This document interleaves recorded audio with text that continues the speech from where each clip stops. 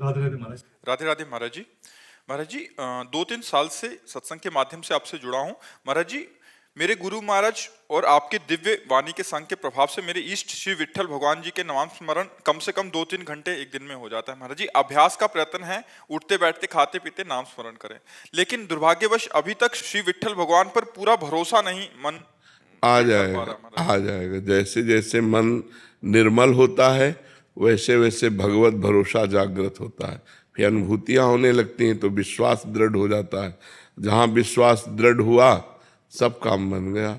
भगवान पर विश्वास की आवश्यकता है, भगवान पर भरोसे की आवश्यकता है, पर वो तब होगा जब मन निर्मल होगा। तो इसलिए हमें खूब नाम जप पर ध्यान देना चाहिए और किसी भी बात पर ध्यान नहीं देना चाहिए।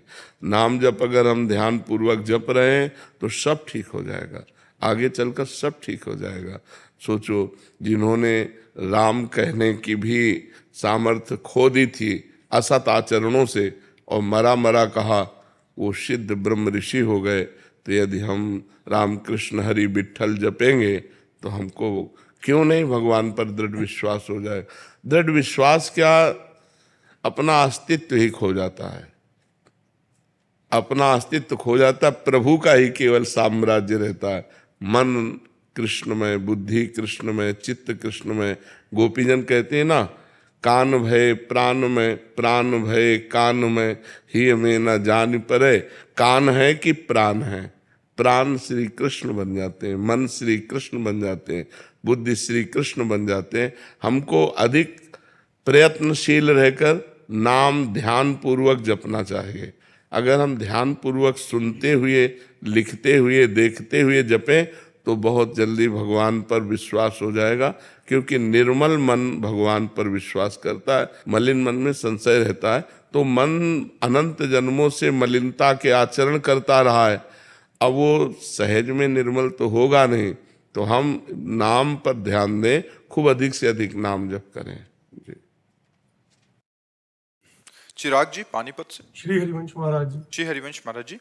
महाराज जी, आपकी करुणा और वात्सल्य पल पर इस दास पर भजन मार्ग पर आगे बढ़ा रही है, परंतु प्रभु हर समय एक भय सा रहता है, कहीं अपने आचरण, अहंकार और अपनी कुटिलता से आपसे दूर ना हो जाऊं। हर समय लगता है कहीं आप नाराज ना हो जाओ, कृपा की अवहेलना ना हो जाए। ये जो भय है यही अभय कर देता है। अभय होए जो तुम्हें डेराए।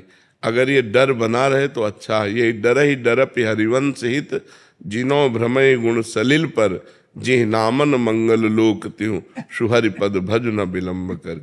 जिसे गुरु का डर रहता है, भगवान का डर रहता है, उससे पाप नहीं बनते, अपराध नहीं बनते, और उसका अहम अपने आप गलित हो ही जाता है जो गुरु आश्रित होता है। तो ये डर अच्छा है, ये कोई त्यागने योग्य नहीं, ये बढ़ाने योग्य है कि हम इतना डरें कि स्वप्न में भी गुरु के विरुद्ध आचरण न करें। जागृत की तो जाने दो, स्वप्न में भी डर लगे कि हम अपने गुरुदेव के विरुद्ध आचरण नहीं कर सकते, हम भगवान के विरुद्ध आचरण नहीं कर सकते। तो ये बात होना चाहिए। एक बार स्वप्न में उड़िया बाबा ने देखा कि वो भिक्षा मांगने गए हैं, तो बहुत सी सुंदरी स्त्रियां थाल लेकर के रत्न आदि निकली। तो बाबा ने कहा, मैं तो भिक्षुक हूँ, सन्यासी, मुझे इससे क्या तात्पर्य, मुझे तो अन्न चाहिए। तो उन लोगों ने घेर लिया और विलासिता की चेष्टाएं करने लगी। तो बाबा भागे और खूब भागते रहे और भाग करके फिर एकदम आँख खुल गई। तब उनको हृदय में संतोष हुआ कि स्वप्न में भी रत्न आदि के तरफ आकर्षण नहीं हुआ और न स्त्री आकर्षण हुआ। तो जो सच्चा उपासक होता है वो स्वप्न में भी विरुद्धाचरण नहीं करता।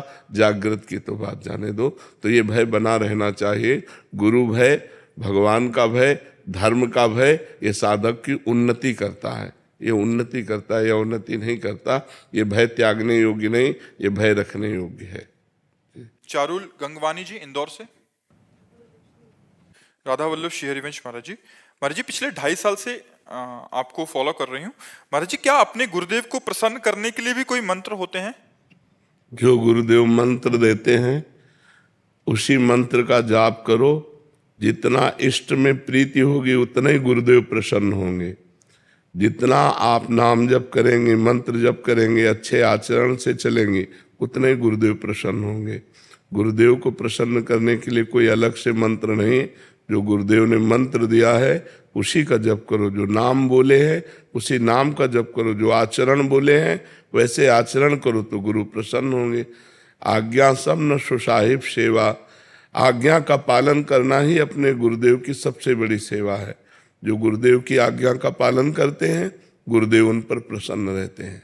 जी महाराज जी, आप ही का एक प्रश्न है कि महाराज जी आपने जैसे बताया कि रचना करके नाम का करना है, कह रहे कि बैठ के तो ये नियम नहीं हो पाता क्योंकि घर गृहस्थी में है, तो कह रहे घर के सारे कार्य करते हुए प्रयास करती हूँ। तो महाराज जी जैसे रोटी बना रहे हैं तो तवे पे हो जाता है, बहुत फर्श पे, सुंदर, बहुत सुंदर। महाराज जी कपड़े प्रेस, तो इसमें अपराध तो नहीं है? नहीं फर्श नहीं पे नहीं जब नहीं पोछा नहीं लगा नहीं रहे नहीं, हैं। वो तो प्रेस और कपड़े के बीच में है ना। जैसे आप कपड़े पे लिख रहे तो कपड़े पे थोड़ी है, वो तो कपड़े और आपके नेत्रों के बीच में है ना।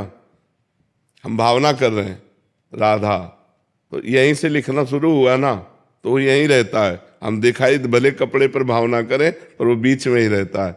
वो ना जमीन पे रहता है ना कहीं, वो हमारे नेत्रों के सामने ही रहता है। इसलिए किसका है? हाँ, जरूर करना चाहिए। बहुत सुंदर, करते रहो ऐसे।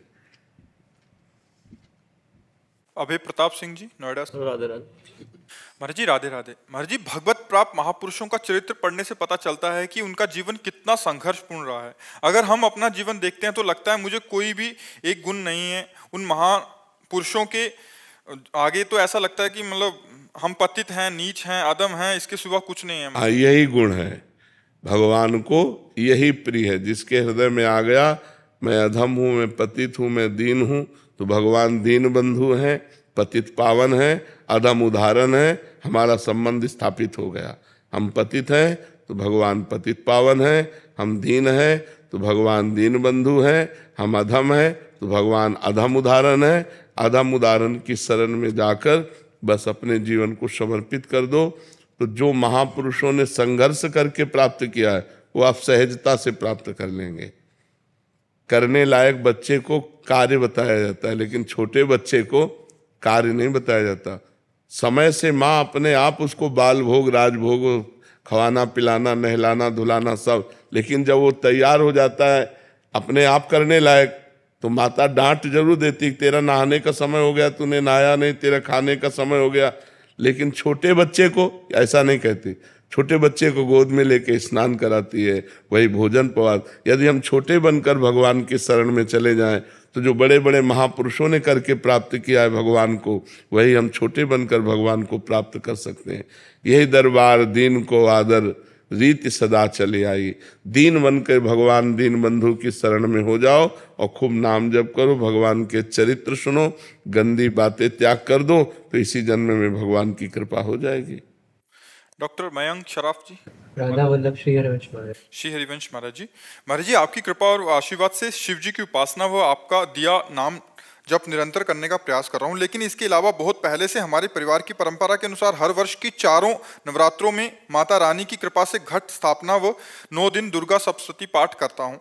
महाराज जी परिवार में या अपने घर में बच्चे के जन्म होने से सूतक काल भी क्या मैं घट स्थापना व उसी प्रकार पूजा साधना कर सकता हूँ महाराज जी? नहीं, शास्त्रीय सिद्धांत में नहीं है। शास्त्रीय सिद्धांत में जब शोवर होती है, बच्चा पैदा होता है, बच्चा या बच्ची, तो फिर जब तक शोवर होती है तब तक स्थापना नहीं की जा सकती। और या कोई मर जाता है तो जो मरना अशौच है, अपवित्रता है, सूतक लग जाते हैं, तो उसमें भी नहीं, शास्त्रीय मर्यादा में नहीं है। शास्त्र आज्ञा नहीं देता। बच्चे के जन्म होने पर और किसी के मर जाने पर फिर ये कलश स्थापना करके अनुष्ठान आदि, पूजा आदि, ये तब तक मना रहती है जब तक पवित्र ना हो जाए, शास्त्र आज्ञा के अनुसार। स्थापना कर दी हो और बीच में कुछ ऐसी घटना रुक जाएगा, फिर वहीं से पाठ रोक दिया जाएगा, और जब वो पवित्रता हो जाएगी तब फिर वहां से पाठ शुरू कर दिया जाए। मान लो 4 दिन हो गए तो 5 दिन अब नहीं होगा, अब वो पवित्र होने के बाद 5 दिन अनुष्ठान किया जाएगा। घर गृहस्थी में जो शास्त्र आज्ञा है उसके अनुसार ऐसा है जी।